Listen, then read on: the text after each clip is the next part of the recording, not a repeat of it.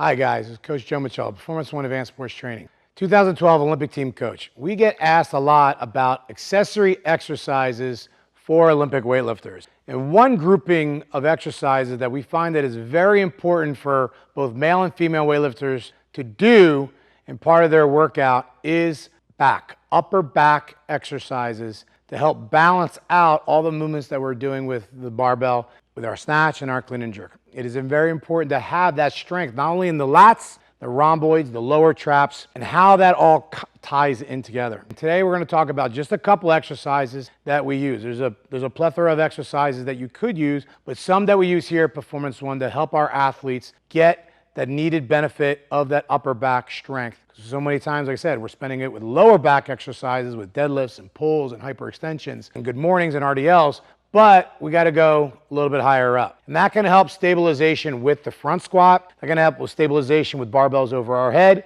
That can help with even stabilization of the pull, okay, as they're coming up. I know some people may say, well, just do more of those exercises. And yes, that's important, that's critical. But sometimes you need assistance to those exercises. One of those particular exercises that we like to do is some type of supported dual armed row. So with our supported row that we use, and you can use this with a barbell or a dumbbell. We prefer to use a dumbbell, and we'll go over that in 1 second. So we take a bench, a regular workout bench, and we suspend it off the ground anywhere between 16 and 18 inches. Why? Because we're going to be pulling it from the ground while we're laying face down on the bench. We don't want our arms or the dumbbells to touch, okay, the floor. So we're going to get on that bench, get in a comfortable position. We're going to grab our dumbbells. Now again, a variety of different ways to grab these. Our most basic way that we really prefer, especially for weightlifters or a general sport athlete, is with a neutral grip. So we'll grab those dumbbells and we'll get our back and our shoulder blades set and retracted first. We don't want to start this movement with the dumbbells pulling us completely forward and out of control. So we're going to set and retract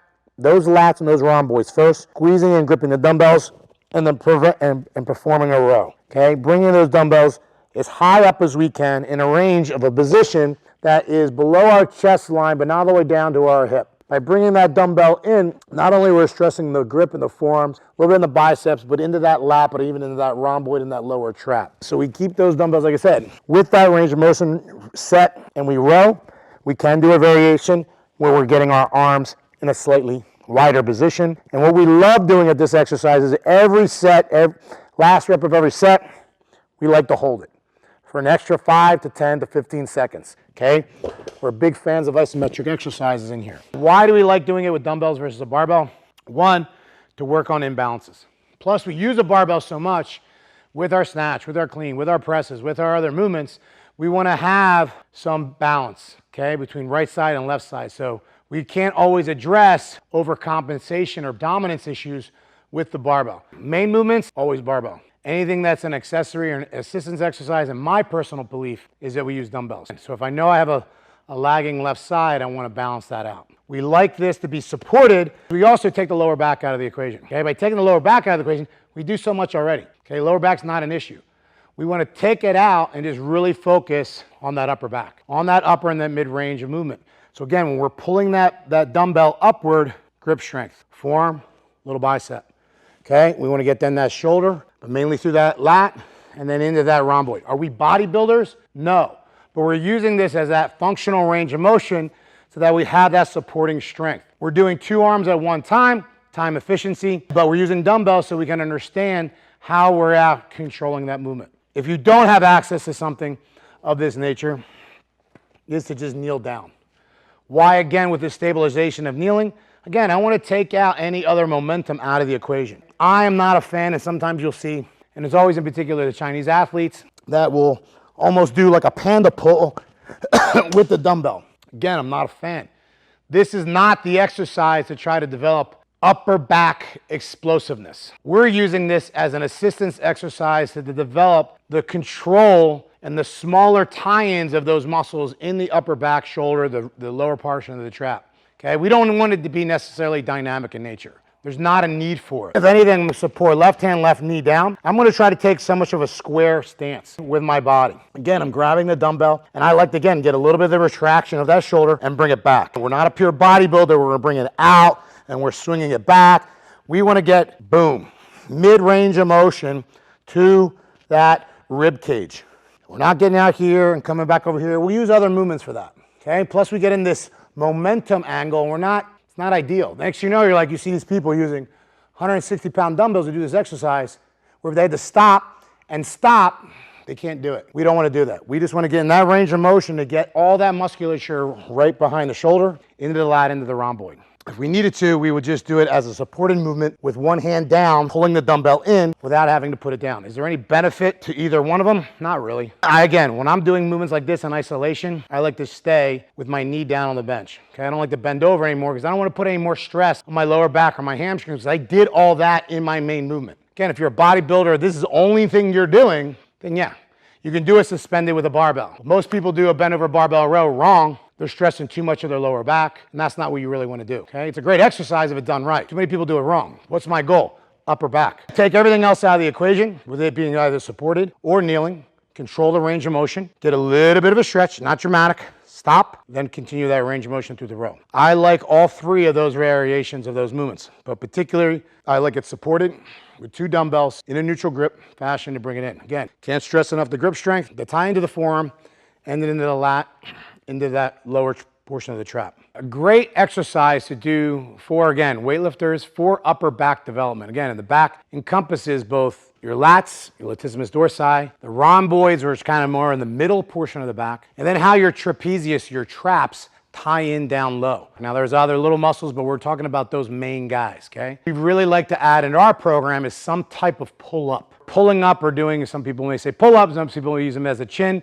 We like to do some type of movement like that with a variation of not only hand position, but also thickness of the bar. This particular bar that we're looking at that was designed by Hammer Strength is extra thick. It's almost about 2 inches thick, okay? Almost using like a fat grip. Why would that be beneficial? Is we're gonna get a little extra grip work in there. Now, if you're like, hey, my grip is already toast from working and doing all my snatches and clean and jerk, then we would go to a more standard 25 to 28 millimeter bar in diameter to get your pull-up in. One of the more basic things that, again, we would use is anywhere between a shoulder width grip, okay, when we're doing our pull-up, slightly wider, or we would use a neutral grip. We're not a big fan of doing palm up pull-ups. I refer to them as palm up pull-ups because of the extra emphasis on the bicep, and we don't need to do extra emphasis on the bicep for that particular movement. But like I said, then we would either jump up or set a step or climb up on the bar. I'm a big fan of starting what we call a top down set position and not starting from extreme stretch. It'd be like you taking a bench press and you starting in the bottom, okay, of the bench press and then pushing the bar up. Is there a benefit to that? Yes, but it's in that extreme angle, you could potentially tweak yourself and we don't have to worry about that. So again, we're looking at that shoulder width angle or so, starting in that top down. We're gonna now reset our shoulder blades. We're not just gonna start with them loose, pulling them out and down as we're getting set onto the pull-up bar. And then as I lower, I hit my depth, I pull myself up, I pause, I get back down, and I pull myself up. We're not a big fans of kipping pull-ups, okay? Why? Because that kipping pull-up is a specific exercise onto itself as a competition-esque lift. Just the same reason why we don't teach high arching bench press, because that's a specific technique for a specific movement. This we're working at a general strength. With general strength, we want a dead stop in that range of motion to develop a specific musculature, being more strict. Not saying you can't do kipping pull-ups. We don't do them unless obviously you were training someone who's gonna now use that as a stable because they're now a CrossFitter. But in terms of a general accessory exercise, and even general CrossFitters use a strict pull-up to develop their strength to do better at kipping pull-ups. We just don't use them as an exercise that's an accessory exercise for that control.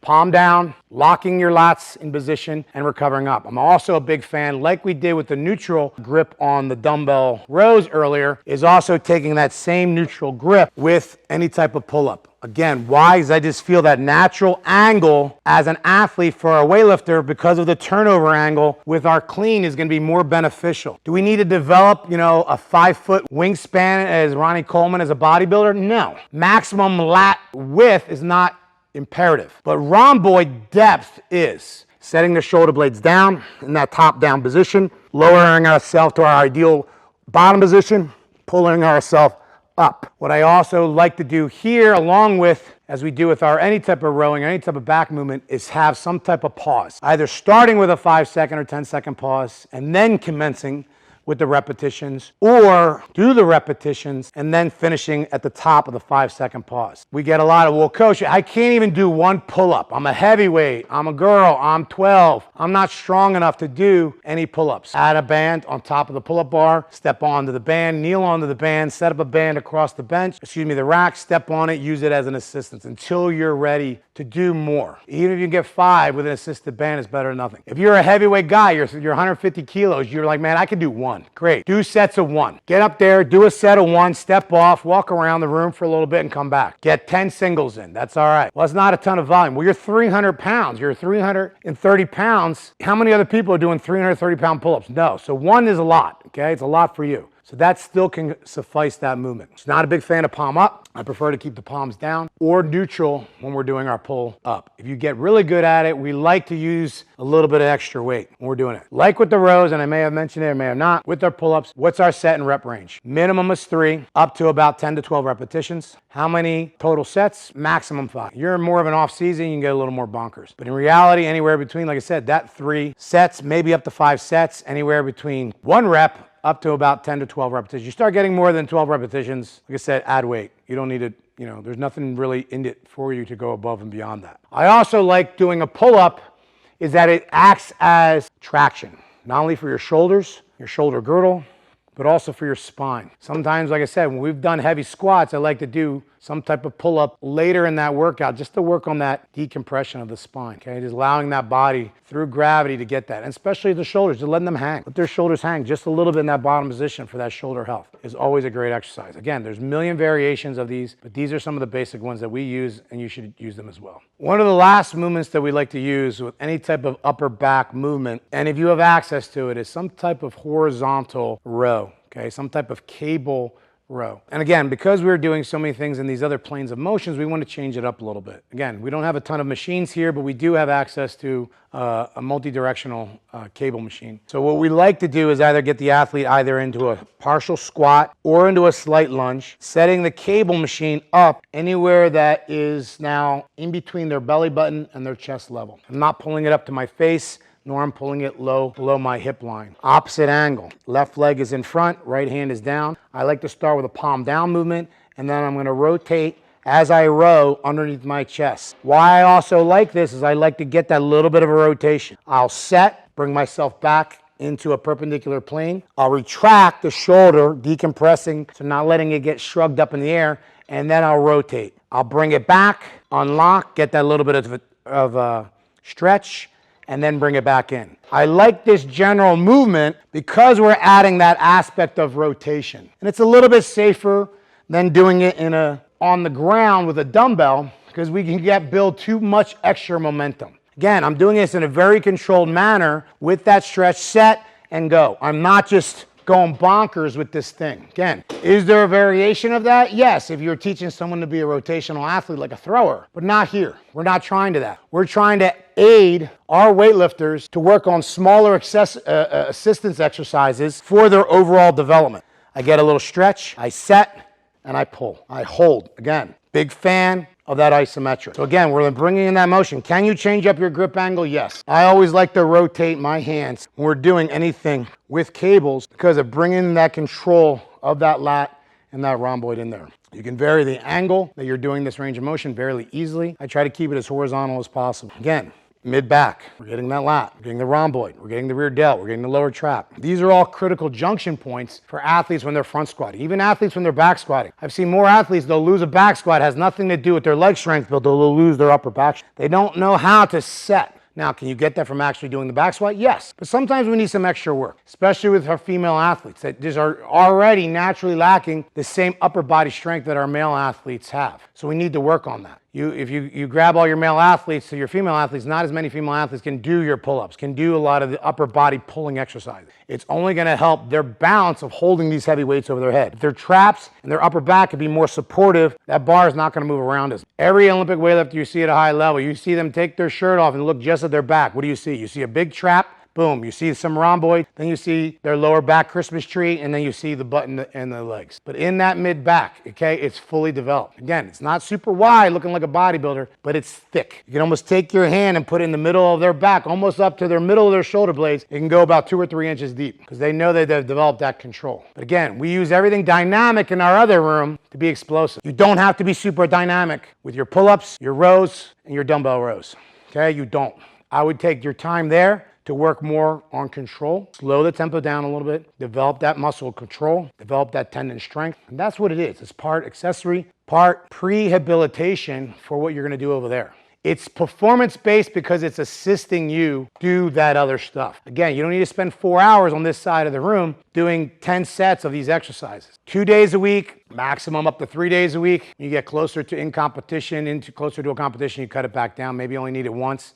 Do a little flush through, but you don't have to pound it. You don't want to do these exercises, whether it be any type of rows or the pull-ups, to the point where you're so fatigued and tired and sore that you can't perform well in the other exercise, in your main movements of your snatch and clean and jerk. They want to be accessory assistance movements that just help you do the work you need to do. So that's why keeping those sets and lower, those reps lower, staying away from super crazy heavy weights and staying away from super heavy negatives that could elicit more of a muscular breakdown and a soreness that could then impede upon what you're doing in the other room. You know, we're not gonna do, again, like I say, I'm not gonna do heavy eccentric leg curls and do 10 sets of 10 with a weight that's 50 pounds above what I can normally do, and then the next day try to do high intensity clean and jerks. My hamstrings are gonna be fried. I'm not gonna be able to do that. So the same thing here. If I'm now fatiguing to the point that all these upper body postural muscles can't hold me in position, well, I could sustain an injury now to that clean because I just can't hold myself upright because my back is too tired to hold me upright. Okay, I don't want that. You know, so we may not do them to the point of